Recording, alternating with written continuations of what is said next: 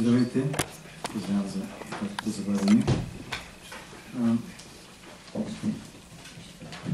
В началото бих искал да изразя своята благодарност към семинара за хуманитаристи за тази покана, за предложената тема и за всичко, което правят, което много нарадва. Аз ще започна с поставянето на... ще се опитам да ви покажа два проблема от различни произведения. Преди да премина към по-съдържателната част, първият проблем е свързан с удавници на Асен Разцветников, което е разделено на три части. Всяка от тези части описва отделен времеви интервал. Първата част започва с идването на вечерта, с вързани ръце, натоварени на шлеп, уподобен на черков чек, ще го намерите в текста пленници, чакат своята съдба и гледат как приказно блестят подводни широти. Тези пленници най-вероятно са препратка към група от хора, разстреляни след септемврийското въстание и хвърлени във водите на Дунав край Лом. Втората част ни представя вече следващото утро и от текста става ясно, че пленниците са вече мъртви. Третата част ни представя времето на нощта, когато умрелите, окичени с венци от върба и подводни будили, издигат копия стари и гнили и яхват своите призрачни бели коне. Малко като в Карибските пирати. Те тръгват по речното дъно и докато риби ръфат от подпухналата им път, те гонят миража на някаква светла страна. Нощта тук, в тази трета част на стихотворението, не е нощта между вечерта и сутринта от предишните две части, а по-скоро нощта, която започва след това. И за разлика от еднократността на описаните вечер и утро, се характеризира с повторителността си. Остава обаче внушението, че пред читателя е представен ход на свечеряване, нощ и зазоряване. И ние може да запитаме дали тази трета част е синтез на другите две. Прави обаче нещо любопитно впечатление. Ако се загледате, ще видите, че за тъмните върби умира златен ден е в Ямб. Своя нежно-розов цвят утрото разтваря е хорей. А третата част ние носим венци от върба и подводни будили е, разбира се, амфибрахия. Тоест в първия случай ще имате ударена двусрична стъпка, във втория случай ще имате неударена. Отново двусрично ударението ще е първо и след това ще имате една трисрична стъпка, неударена. Аз се позволявам толкова бързо да вървя, тъй като загледах, че повечето от вас са филолози и се надявам да не е нужно да обяснявам повече. И така, може да кажем, че както нощта, която се намира между вечерта и утринта, така и амфибрахия, всъщност, изглежда като съчетаване на Ямб и Хорей. Вие имате вечерта, която е Ямб, тата, имате сутринта, която е Хорей, тата, и имате амфибрахия, татата, която е нощта между двете. Някакъв тип като синтез. Доверим ли се на формалната страна, така повърхностно посочена, би трябвало да направим още една крачка и да кажем, че това описание предполага да изпъкне по-отчетливо противопоставянето на първата и втората част. Тъй като, както лесно може да забележи, Корея е стрикна опозиция на Ямба. И в крайна сметка ще изправим пред триада от типа теза, антитеза и накрая амфибрахия, синтеза. Нещо такова. Само, че има едно усложнение. Използване не просто ямб, а шестостъпен ямб с пирихи на втора и пета стъпка и цензура след третата. Навсякъде е спазвана мъжка цензура. Последна ударена сричка преди цензурата. Майсторството на Разцветников му е позволило да създаде всъщност съвършен френски александрин. Като изпълни всички формални изисквания, ето ви едно определение за александрин от Жан Коен, но вие може да се обърнете и към други автори, като Гаспаров и така нататък.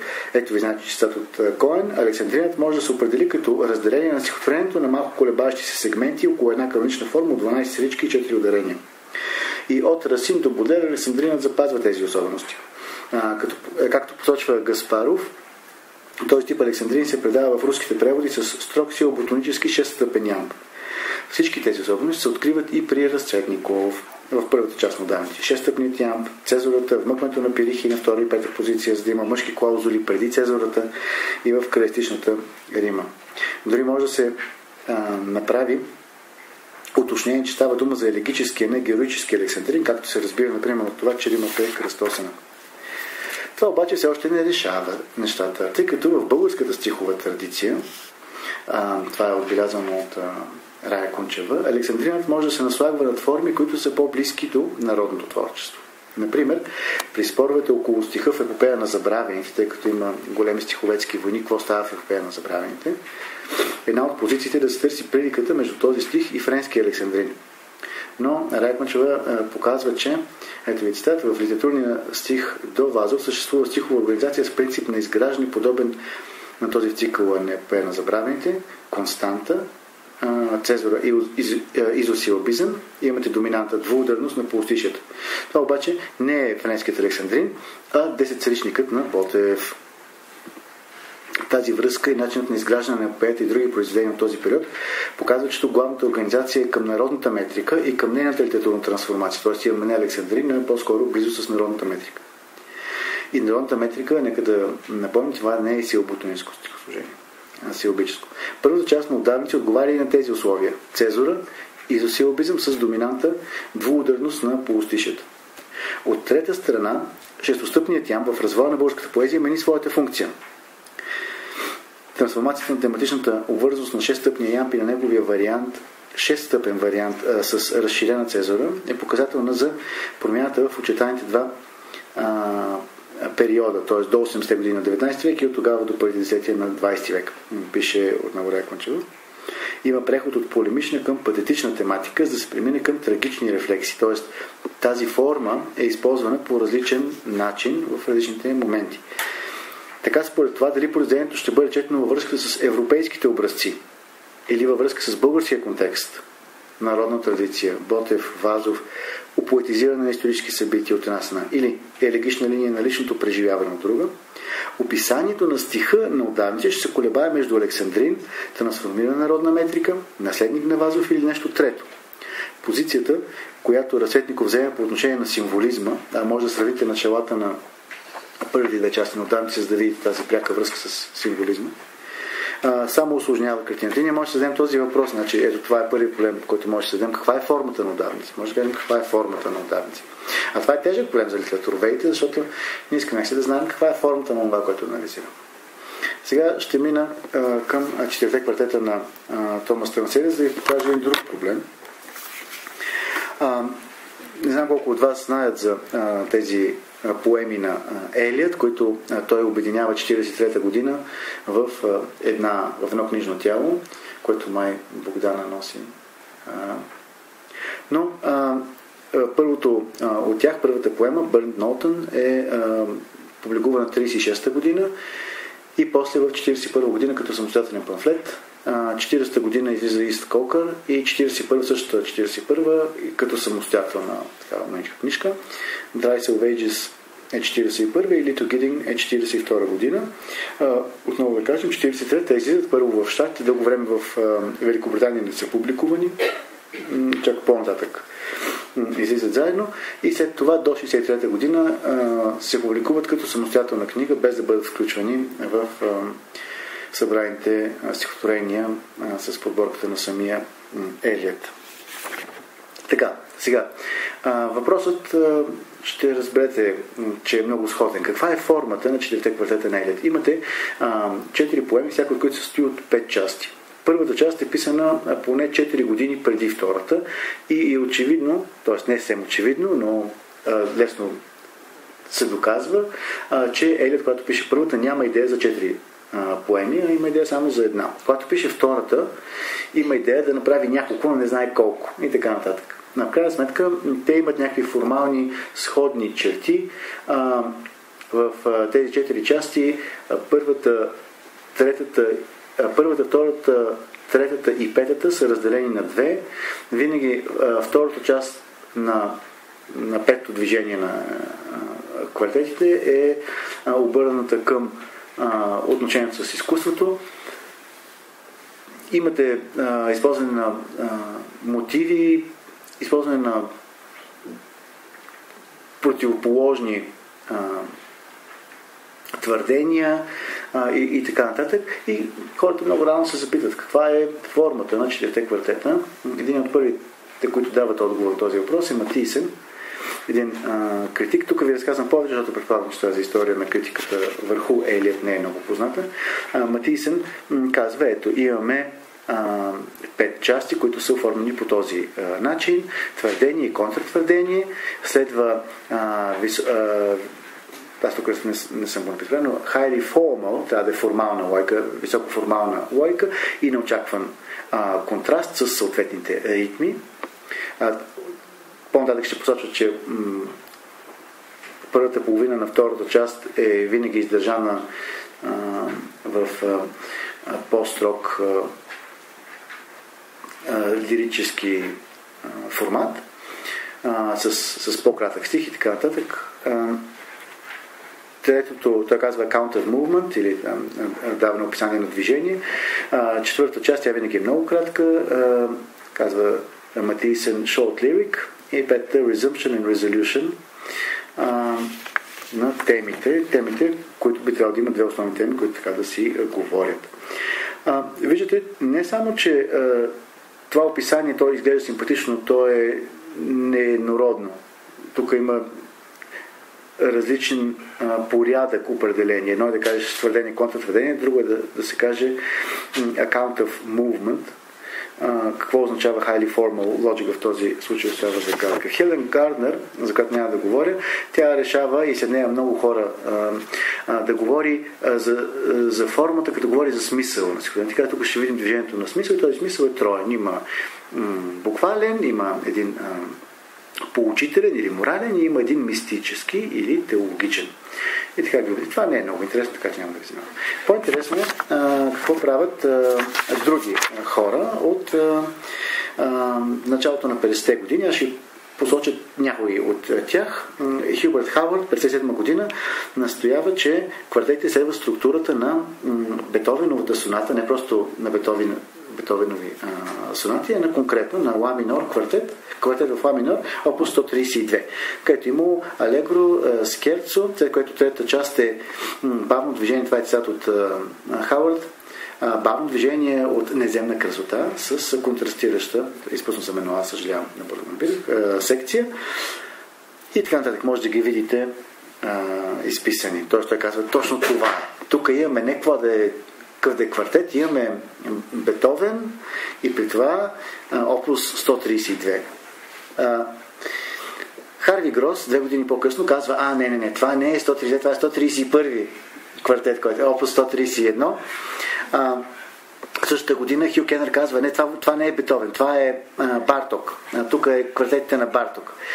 Томас Рис, един от най-смислените критици на Елиот, казва, не бива да се търси твърде точно съответствие. Може да се говори някаква стандартна форма на соната алегро, при която имате изложение, развитие и рекапитулация, но не може да има точно да се каже, ето това точно е. Но ако трябва да кажем какво е точно, Томас Рис казва, всъщност става дума за Французската симфония на Берлиоз. И така, аз ще ви попитам отново.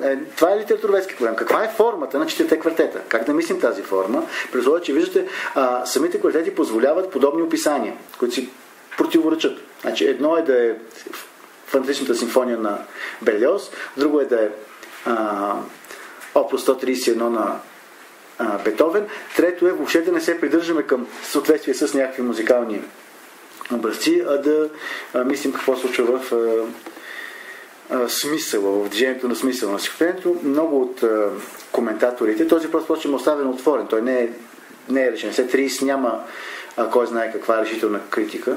Има един интересен текст на Волган Кизер, има някои други текстове, но така. Впрочем, преди текста на Изер в немско-личната критика има два важни текста на Курциус върху Елиот, вторият върху четирите квартета. Добре, това го затварям. Исках да ви покажа как имаме проблем. И това е литературоведски проблем. Сега вече ще се насоча към въпроса за лириката и към нещо, което Мириана Накер, с което не е много лесно да се говори, особено след огромното ветрило от теми и проблеми, които тя разгледа, при това не повърхностно, а с задълбочаване.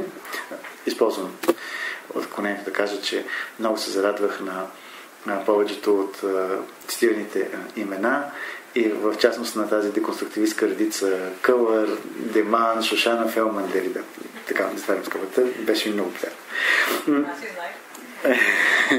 Така, сега минавам към въпроса за лириката. Лириката е par excellence литературният род на повторението. И освен нещата, които спомена Миляна Янакиева, може да споменем и други. Ето някои от тях: метър, рима или там размер, рима, клаузула, анафора, мезофора, епифора, според това дали се повтаря части в началото, средата или края. Там имаме сложение епанафора и така нататък, да кажем в стихотворението на Яворов, което тя анализира. Там печал беше в епанафора, както няма значение. Алитерация, сонанс, когато имаме повторение на съгласни или на гласни звукове. И тимологична фигура, която става дума за нивото на морфемата. Синтактичен паралелизъм, може да продължим с това изреждане дълго.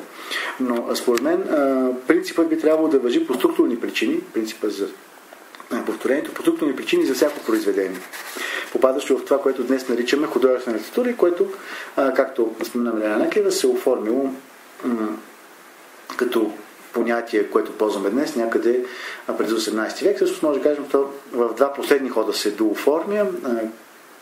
Края на 18 началото на 19 век, първи ход, и втория ход е края на 19 и началото на 20 век. Но лириката има това предимство, че много по-лесно, много по-бързо ни помага да забележим функционирането на някакви повторения. Аз от тук насетне ще говоря за повторения в рамките на едно произведение. И това е важна оговорка, тъй като ние можем да говорим за повторения и другия, че цялата систематизация ще потича. Ако говорим за повторения, когато имаме предвид няколко произведения едновременно, т.е. ако имаме предвид няколко произведения едновременно, това ни създава една цялост и ще имаме повторение в рамките на това едно.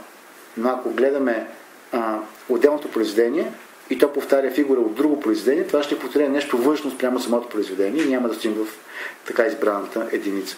От тук насетне ще говоря за отделни произведения. Това не е съвсем произволно. Причината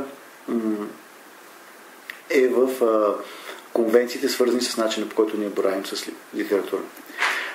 И така, ние можем да говорим за различни нива на повторение. Аз ще откроя като начало две нива на повторение, зависещи от семантично и синтактично отношение.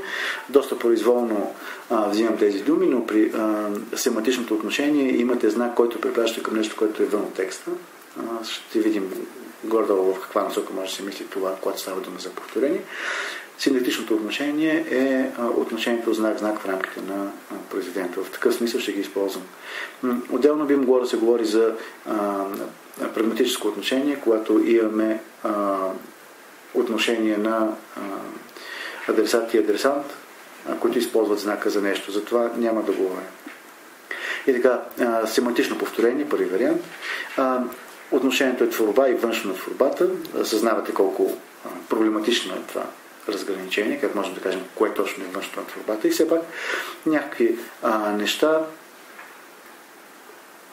предкритически ние разбираме, когато се каже творба външно на творбата. Творбата препраща към някаква външна реалност. Или тя може да препраща към външна реалност, външна обективна реалност, т.е. независимо от хора. Може да препраща към възгледи, нагласи, светогледни постановки и предпоставки, съжалявам за поредната грешка. С други думи, ако се сетите за Грегор Замза от началото на метаморфозата на Кафка, неговото отношение, отговорно отношение към работата му, към неговата служба е пример за определена доминираща в обществото от съответното време нагласа. Така, може да имаме повторение, когато се повтарят елементи от други творби в рамките на същата. Може да имаме, аз тук разбира се също държа да спомена работата на Радосвет Коларов, може да имаме виртуални фигури в творчеството на един автор. И тук трябва да се направи тази оговорка, че при осъществяването на всяка от тези фигури всъщност ще се в самото и проявление тя ще изглежда различно спрямо виртуалната фигура и от друга страна самата виртуална фигура ще се изменя. Така, сега да мина към синтетичното повторение, така ще наричам повторение на елементи и отношения вътре в творбата, независимо дали... за семантичното повторение забравих да кажа някои неща, но най-важното е, че то е толкова широко понятие, че би позволило да мислим мимезиса като някакъв вид семантично повторение. Затварям тази скоба.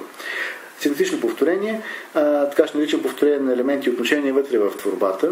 Да кажем, когато Миляна Накиева преди малко даде примера с думите, които се повтарят в стихотворението на Яворов, това за мен попада в синтетично повторение.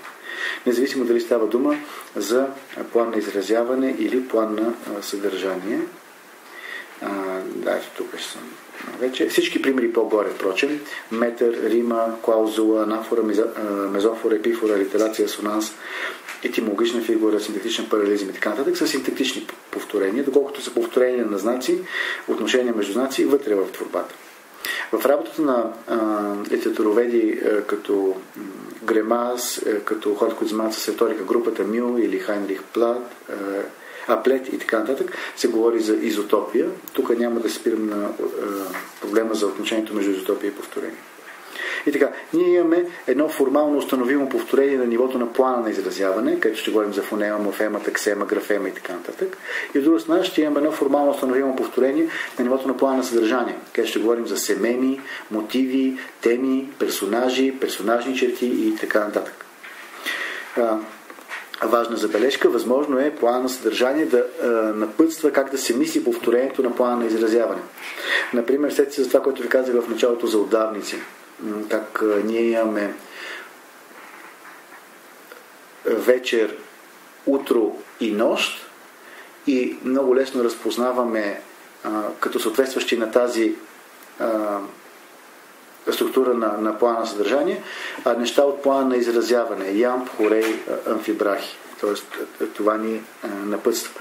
По същия начин може да видим в критиката върху четирите квартета на Елиот как се случва това, където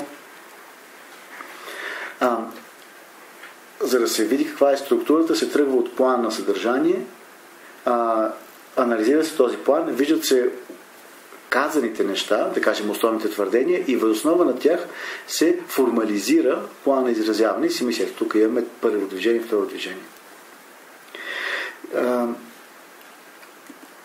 Така, какво може да се повтаря? Може да се повтаря елемент, може да се повтаря отношение между елементи и може да се повтаря операция, действие, движение или бих добавил процес, като бих разграничил операция и действие от една страна, при които се предполага някой да ги върши, и процес, който така се тече природно, без да има ясен субект. Но на страна от тези два типа повторения в рамките на една творба, семантичното повторение, което така да се каже повтаря неща отвън на творбата, и синтетичното повторение, което повтаря елементи вътре в творбата, аз мисля, че ние имаме основание да говорим за един трети тип повторение, който бих нарекал конститутивно повторение. В конститутивното повторение творба, така да се каже, се явява повторение на самата себе си. Това е отношение на творбата към себе си, когато всички елементи се обръщат към самата нея. И това е нещо различно от семантичното и синтетичното повторение. Тук може да се говори за алегория, саморефлексия, миза на бим, рекурсивност, според различната парадигма, в която ще работим. Но забележете, дори когато използвате един отделен елемент, като елемент, който говори и ви казва нещо за самата творба, всъщност творбата цялата се оказва, че повтаря себе си. Любопитно следствие.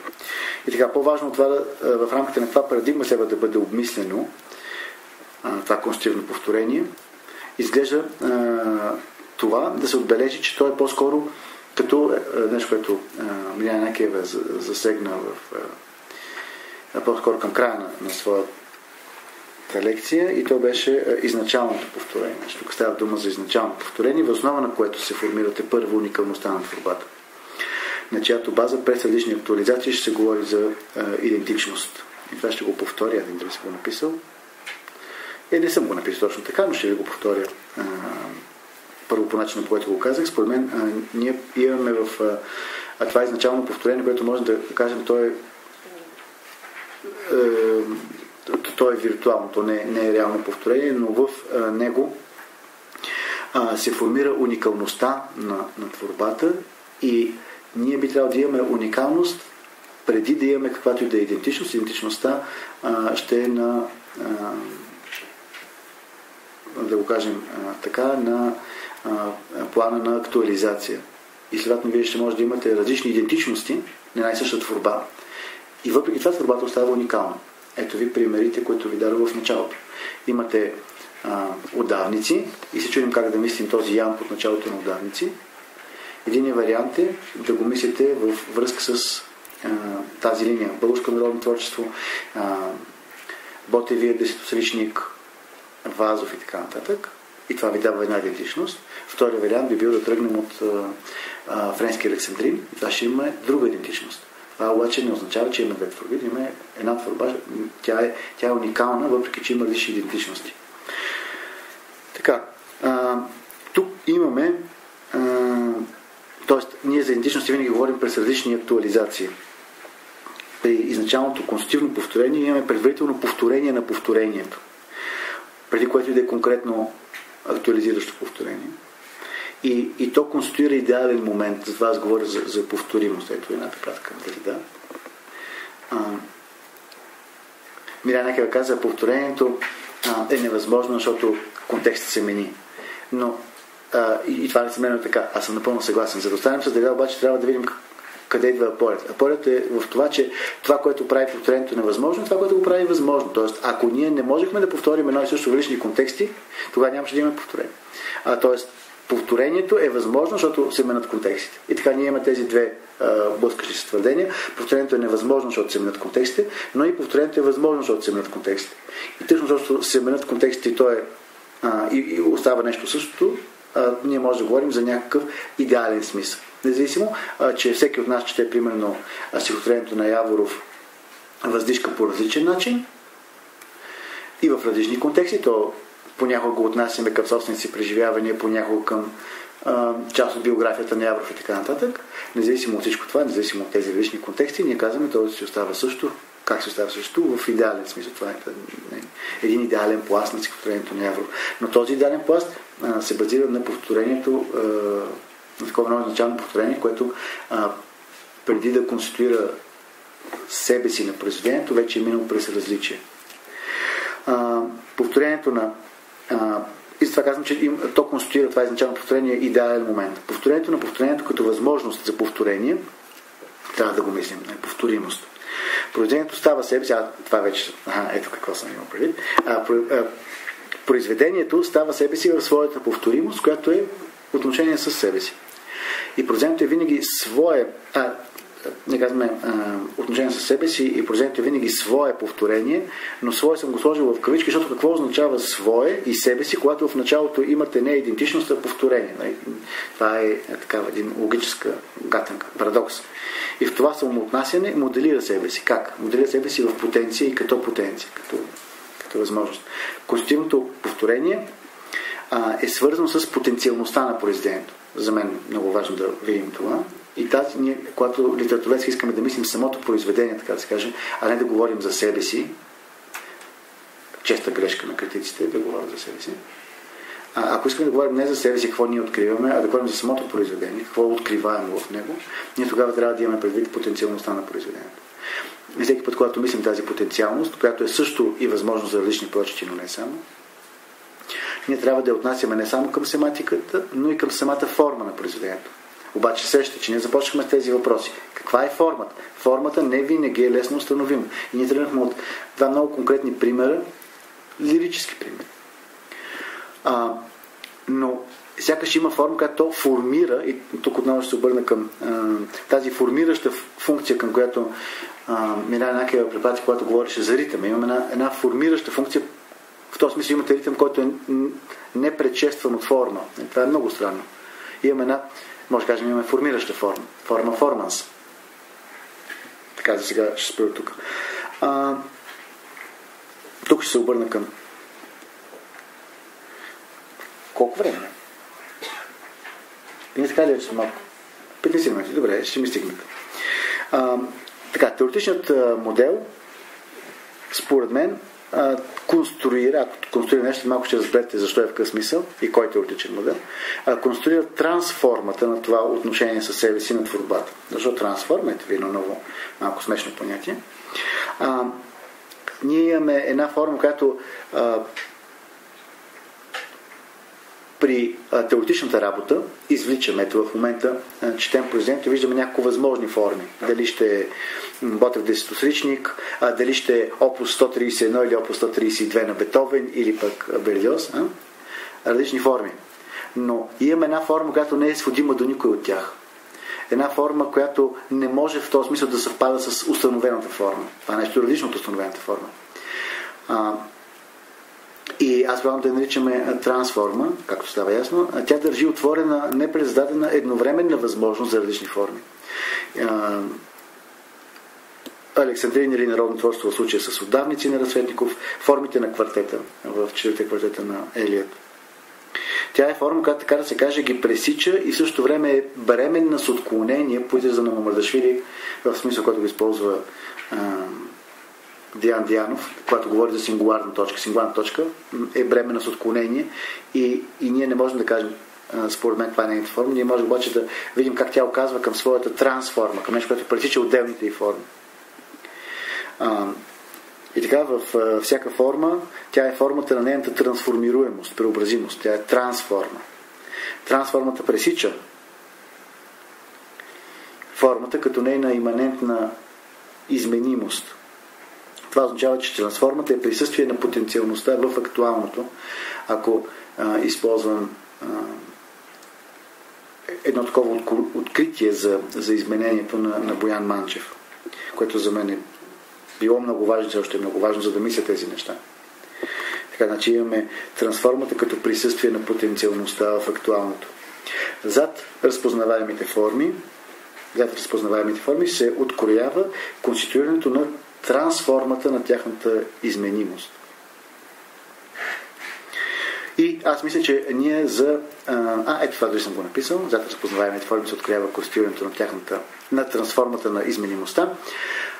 За трансформа би трябвало да може да се говори всеки път, когато вписана възможност или бременност с отклонение не ни позволява да кажем какво е състоянието на нещата. Както в началото на трактата на Wittgenstein, was der Fall ist. Не знаем какъв е случая. Когато не знаем какъв е случая, когато имаме... Това, според мен, поради тази причина, ние имаме основание да говорим за трансформа не само в литературата, всеки път, когато не знаем, когато няма едно състояние на нещата, когато имаме различни възможности, които си стоят. Това означава, че би трябвало да е полезно и за социални и други хуманитарни науки. Ето го странното следствие. Не формата ни помага да установим повторение, а повторението ни помага да откроим форма. И тази форма е трансформа в основата на всяка възможност стабилизирана лирическа форма. Сега минавам към последната част на моето изложение, свързано с теоретико-анализационни модели. Имаме различни моделирания и различни модели. От една страна самата творба моделира. И тя моделира някакви външни неща, като например свят. В творбите ни казват какво е света, нали? В този смисъл творбите сами те са моделираща инстанция. Характери, нагласи, ценностни системи и така нататък. Но те моделират, наред с други неща, които са отнесени навън, те моделират и самите себе си. Те моделират себе си по отношение на своята форма. Разбира се, може да имаме отделни прочити. Да кажем при херменевтичния анализ. Искаме да разберем какво казва едно произведение. Тогава този анализ иска да каже нещо за творбата и този анализ също е моделиращ. Той е моделиращ, той обикновено завършва, не винаги, защото зависи как се практикува, той завършва с единична актуализация на част от възможности. Но отново казвам, не винаги. Но той може да е отделен прочит, който генерализира, който иска да каже нещо за света, ценностите. Например, в сферата на джендър изследванията, на културните изследвания, на какво ще може да сетим в тази насока, ще видим как често пъти се използва прочит на конкретно произведение, на постколониалните изследвания, разбира се, на конкретно произведение, за да не се каже нещо по принцип за нагласата на европейците към ориента на европейците към постколониални субекти и така нататък. Какво прави този? Той генерализира по някакъв начин. Но въз основа на един модел, който излича от творбата. Как го излича, как може да влича, тук няма да говоря, но ми се иска да кажа, че тази генерализация е една от функциите на примера, както е развита аналитиката, например, от Камелия Спасова. От страна на структуралния прочит отново ще имаме моделиране. Ще откриваме зад творбата общи структури, като тук тези общи структури могат да изглеждат като натурализирани, когато структуралистският прочит ги приема като иманентни на творбата. В по-добрите варианти на структурализма тези прочити не са натурализирани. Там хора като Леви-Строс, който си има своя теория за моделите, и хора, които работят след него, ще кажат, че това е продукт на теоретическа активност и ние не бива да бъркаме нивата. Тоест те няма да имат натурализация, но все пак ще откриват структури. И тогава отделната творба ще открива общи закономерности. Каква е структурата на Александрина по принцип? И едва когато се открие общи закономерности, ще можем да следим и някаква история. Тоест, вие знаете, че за структурализма ние не стигаме от история до структура, а по-скоро обратно, ако си позволим такова грубо обобщение. Най-сетне обаче имаме модели във всеки от трите варианта, които ви казах тук, но имаме една възможност за правене на модели, при които ние не достигаме до обща теория, а оставаме с произведението. И като оставаме с произведението, имаме предвид собствената му възможност, собственото му поле на потенциалност. За да може да стане това, ние трябва първо да взимаме паралелно няколко несъвместими и несъизмерими понякога възможности, но на второ място ние трябва да си даваме сметка за работата на самото моделиране от страна на анализиращия. Това е нещо различно, нали? Ние можем да кажем, тук открихме еди-какво-си, това е в произведението. А друг страна може да кажем, откриваме това, откриваме и това. Произведението позволява и двете. Ние можем да го моделираме по един или по други начин, но ние можем да се опитаме модел, и тук вече модел придобива друго значение, той през модус много повече ще препраща към едно оказване на собствените възможности на произведението. Модел си има свои възможности, чрез които оказва към собствените възможности на произведението, и така да удържим уникалността на произведението. За да направим това, ние можем да предложим сами свои прочити, но ние можем да използваме вече налични прочити. Да кажем, ето, съответствие на Бодлер е четено така и така. Какво ни казва това за формата на... Под форма тук можем да включим и въпроса за жанра. Какво ни казва за жанра? Това сонет ли или не е сонет? Може да е сонет без да бъде лирика и така нататък. Така, според мен тази дейност, аз преди я наричах литературно-феноменологическа археология или феноменологическа археология на литературата. Сега предлагам да наричаме моделна археология. Тук реконструираме спецификата в хода на предходни моделирания. Виждаме как те са работили. И ето, това, което направих в началото, всъщност беше упражнение по такава моделна археология. Аз ви показах как има четения на Елиот, които го виждат като виждат, че те квартета като нещо, което използва за образец опус 131 на Бетовен, опус 132 и така нататък. Нали? Но това не си го измислям аз ви препращам към вече свършена работа. Тази моделна археология може да ни помогне в самото конструиране на модели, които указват към полето на потенциалност на произведението, което не може да бъде изчерпано с никой конкретно четене.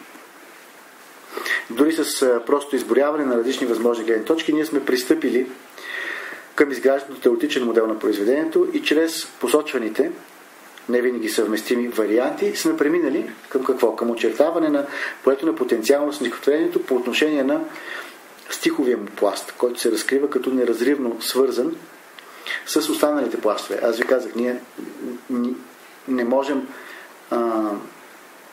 да откъснем стиховия пласт. Тоест ние можем. И това ще е един тип моделиране, който не си дава сметка за себе си. Но ако искаме да държим сметка за работа на произведението, ние не можем лесно да откъснем стиховия пласт от другите пластове на стихотворението. Преминали сме от просто даденост на творбата към стиха на Разцветников или квартетите на Елиот вече като възможности. Как става това? Според мен тази работа, тя така звучи твърде общо и има конкретен начин това да стане, т.е. с формални указания, но те ще останат за друг път. Благодаря.